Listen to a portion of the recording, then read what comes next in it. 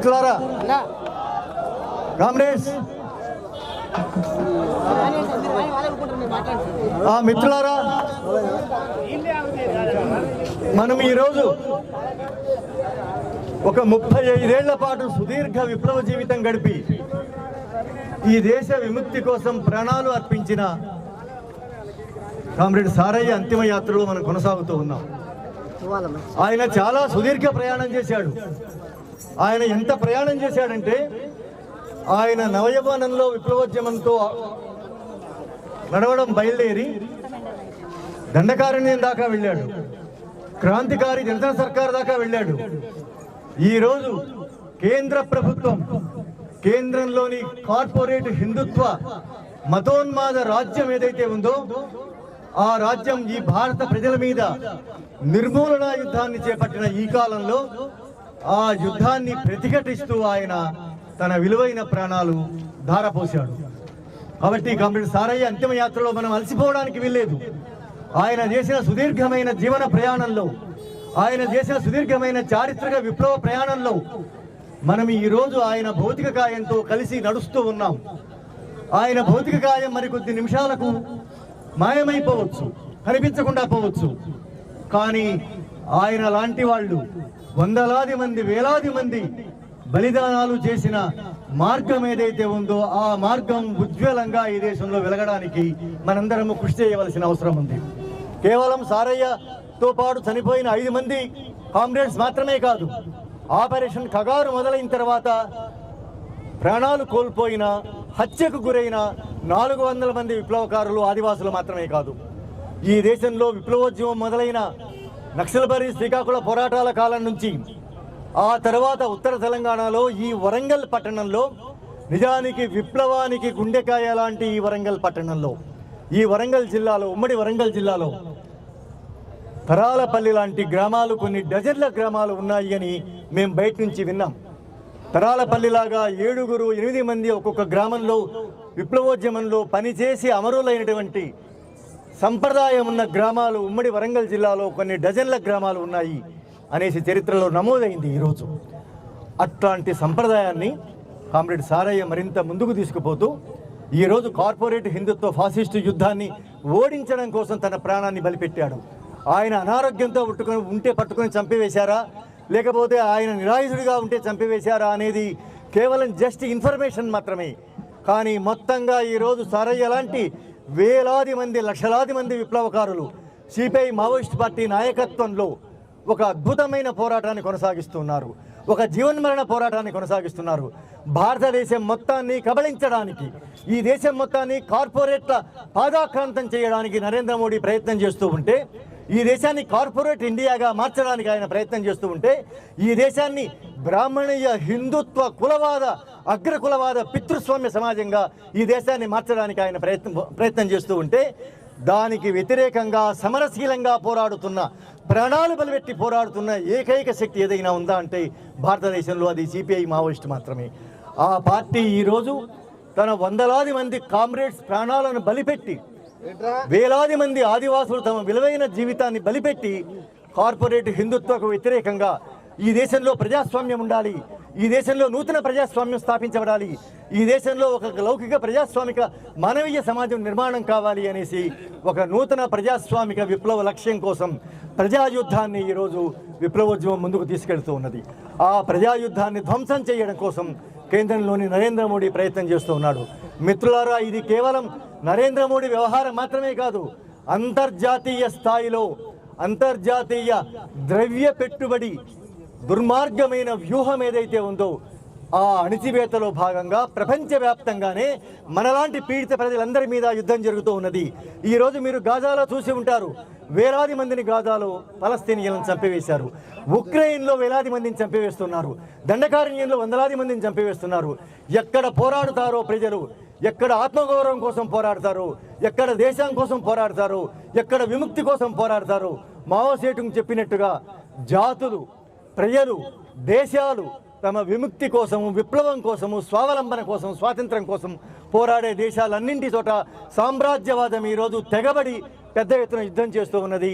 అట్లాంటి సామ్రాజ్యవాదానికి ఈరోజు భారతదేశంలో అత్యంత నికృష్టమైన బ్రాహ్మణీయ హిందుత్వ పునాదులు ఉన్న అత్యంత ప్రతిఘాతుకమైన ఆర్ఎస్ఎస్ మూకతో, సంఘ పరివార్ మూకతో నాయకత్వం వహించి కొనసాగిస్తున్నటువంటి బీజేపీ ప్రభుత్వం ఈరోజు ఆ సామ్రాజ్యవాదంతో మిలాఖత్ అయ్యి దాంతో కలిసి ఈరోజు దేశ ప్రజల మీద యుద్ధం చేస్తూ, మిత్రులారా మాట్లాడకండి, దేశ ప్రజల మీద యుద్ధం చేస్తూ ఉంది.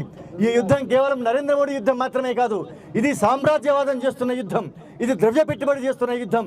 అంతర్జాతీయ స్థాయిలో మానవాళికి వ్యతిరేకంగా, మానవతకు వ్యతిరేకంగా, స్వేచ్ఛకు వ్యతిరేకంగా, స్వాతంత్రానికి వ్యతిరేకంగా ఉన్నటువంటి సామ్రాజ్యవాద శక్తులు ఏవైతే ఉన్నాయో ఆ శక్తులు ప్రపంచ మానవాళి మొత్తాన్ని నాశనం చేయడానికి ప్రయత్నం చేస్తున్నాయి. ప్రపంచంలో తిరగబడ్డానికి వీల్లేకుండా, విప్లవం చేయడానికి వీల్లేకుండా, ప్రజల అధికారాన్ని కోరుకోవడానికి వీల్లేకుండా ఒక పెద్ద ఎత్తున యుద్ధం జరుగుతూ ఉన్నది. అట్లాంటి యుద్ధమే ఈరోజు భారతదేశంలో కొనసాగుతున్నది, మధ్య భారతదేశంలో కొనసాగుతున్నది, బస్తర్లో కొనసాగుతున్నది. ఆ యుద్ధానికి వ్యతిరేకంగా అంత కీలకమైన, బహుశా ఆధునిక యుగంలో చాలా కీలకమైన యుద్ధాలు చాలా జరిగాయి మిత్రులారా. ఈరోజు దండకారణ్యంలో జరుగుతున్న యుద్ధం అట్లాంటి ఒక కీలక దశకు చేరుకున్న యుద్ధం ఇది.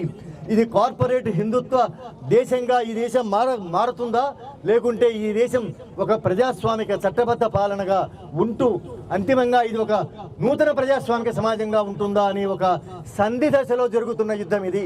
అంటే భారత ప్రజలకు, కార్పొరేట్లకు, సామ్రాజ్యవాదులకు, హిందుత్వ శక్తులకు మధ్య నడుస్తున్న భీకర యుద్ధంలో ఈరోజు కామ్రేడ్ సారయ్య తన ప్రాణాన్ని బలిపెట్టాడు. అట్లాంటి సారయ్య లాంటి వందలాది మంది ఆపరేషన్ కగారు మొదలైన తర్వాత ప్రాణాలు బలిపెట్టారు. వాళ్ళ అమరత్వం ఏదైతే ఉందో ఆ అమరత్వం చాలా దుఃఖపూరితమైనది, బాధాకరమైనది. కానీ అది నిస్సహాయతకు దారితీయడానికి వీల్లేదు. మిత్రులారా, అంతా అయిపోయిందని చాలామంది ఈరోజు మాట్లాడుతూ ఉన్నారు. మీరు పత్రికల్లో గమనించి ఉంటారు, సోషల్ మీడియాలో గమనించి ఉంటారు. అమిత్ షా మాట్లాడుతున్నాడు కదా, నేను వచ్చే ఏడాది 2026 మార్చి నాటికి దీన్ని ముగిస్తాను, మావోయిస్టు ఉద్యమాన్ని ముగిస్తానిక, దీనికి తుది పలుకులు పలుకుతానని ఆయన అంటూ ఉన్నాడు. ఆయన ఇన్ని మాటలు మాట్లాడినా సరే దాన్ని ముగించడం ఆయన వల్ల కాదు. అయితే ఈ చారిత్రక సత్యం తెలియని కొద్దిమంది మేధావులు పత్రికల్లో రాస్తున్నారు, సోషల్ మీడియాలో రాస్తున్నారు, రకరకాలుగా రాస్తూ ఉన్నారు. ఏం రాస్తున్నారు అంటే, మావోయిస్టు ఉద్యమ పంథా తప్పు కాబట్టి, అది లోపభూయిష్టమైంది కాబట్టి ఈ దుస్థితి వచ్చింది, ఈ యుద్ధం జరుగుతున్నదని చాలామంది ఈరోజు మాట్లాడుతూ ఉన్నారు. చాలా నిస్సహాయంగా చాలామంది మాట్లాడుతున్నారు, చాలా ఆవేదనగా మాట్లాడుతున్నారు, దుఃఖంగా మాట్లాడుతున్నారు. దుఃఖము, ఆవేదన చాలా అర్థం చేసుకోవాల్సిన విషయాలే. కానీ మనం చెప్పవలసిన మాట ఏమిటంటే, సారయ్య వారసులుగా, సారయ్య అంతిమ యాత్రలో ఈరోజు ఉదయం నుంచి కొనసాగుతున్న మనము, సారయ్య లాంటి వేలాది లక్షలాది మంది విప్లవకారుల అభిప్రాయంగా మనం ఈ దేశానికి, సమాజానికి, ఇలాంటి మేధావులకు మనం చెప్పవలసిన మాట ఏమిటంటే, మావోయిస్టు ఉద్యమం సరైన పంథాలో కొనసాగుతున్నందువల్లనే, అది ఒక హేతుబద్ధమైన, శాస్త్రీయమైన, ఈ దేశంలో విప్లవానికి అత్యవసరమైన, న్యాయమైన ప్రజాస్వామిక పంథాలు అది కొనసాగుతున్నందువల్ల మాత్రమే ఈరోజు పాలక వర్గాలు ఆందోళన పడుతున్నాయి. పాలక వర్గాలు దాన్ని నిర్మూలించాలని కంకణం కట్టుకున్నాయి. దాన్ని నిర్మూలించేందుకు అత్యంత ఫాసిస్టు యుద్ధానికి ఈరోజు అవి తెగబడ్డాయి. కాబట్టి శత్రువు యుద్ధం చేస్తున్నందువల్ల మాత్రమే కాదు, ఆ యుద్ధానికి ఈరోజు దేశంలోని అశేష పీడిత ప్రజల మద్దతు ఉన్నది. వేలాది మంది చనిపోతూ ఉన్నా సరే దండకారణ్యంలో జనాలు ఎక్కడి నుంచి వస్తున్నారు. ఈ దేశంలో అన్ని రాష్ట్రాలలో నిర్బంధం కొనసాగుతూ ఉన్నది. కానీ ఎక్కడో ఒక చోట ఏదో ఒక రూపంలో ప్రజా వెల్లువ కొనసాగుతూ ఉన్నది. ప్రజలు విప్లవాన్ని కోరుకుంటున్నారు, విప్లవం కోసం వాళ్ళు చేయగలిగింది చేస్తున్నారు, వాళ్ళు ప్రాణత్యాగాలకు కూడా సిద్ధమై విప్లవోద్యమంతో పాటు కొనసాగుతూ ఉన్నారు. అంటే అర్థం ఏమిటి అంటే, ఈ దేశంలో విప్లవం యొక్క ప్రాసంగికత నానాటికి పెరుగుతున్నది, విప్లవ అవసరం పెరుగుతూ ఉన్నది. సారయ్య లాంటి వాళ్ళు చనిపోవచ్చు, వాళ్ళు చేసిన పని అక్కడికి వ్యక్తిగతంగా ఆయన చేసిన పని ఆగిపోవచ్చు. కానీ ఆయన నాయకత్వంలో పనిచేసిన వాళ్ళు, ఆయన ఎవరితో కలిసి పనిచేశారో, ఎవరి నాయకత్వంలో ఆయన పనిచేశాడో, అట్లాంటి పార్టీ ఏదైతే ఉన్నదో ఆ పార్టీ నాయకత్వంలో ఈ దేశ ప్రజలందరూ తమ విముక్తి కోసం ఎట్లా పోరాడాలని ఆలోచిస్తూ ఉన్నారు, మథన చెందుతున్నారు, తోచిన పద్ధతిలో పోరాటానికి సిద్ధంగా ఉన్నారు. అంటే అర్థం ఏమిటంటే, విప్లవం అవసరం పెరుగుతూ ఉన్నది.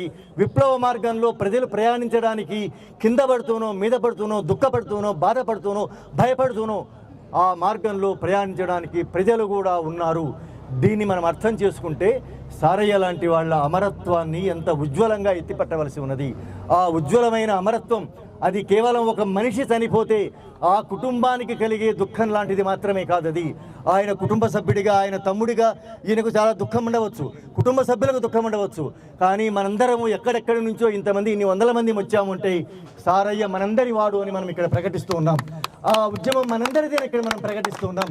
ఆయన కుటుంబానికి సంబంధించిందే కాదు, ఆయన అమరత్వం మిత్రులారా, ఆయన అమరత్వము, ఆయన త్యాగము, ఆయన మరణం వల్ల వచ్చిన నష్టం ఆ కుటుంబానికి మాత్రమే కాదు. నిజానికి ఆ కుటుంబానికి వ్యక్తిగతంగా నష్టం జరిగి ఉండవచ్చు, కానీ ఆయన త్యాగం వల్ల ఈ దేశంలో ఒక 30 ఏళ్ల పాటు కొనసాగిన విప్లవంలో ఆయన తనదైన పాత్ర పోషించాడు.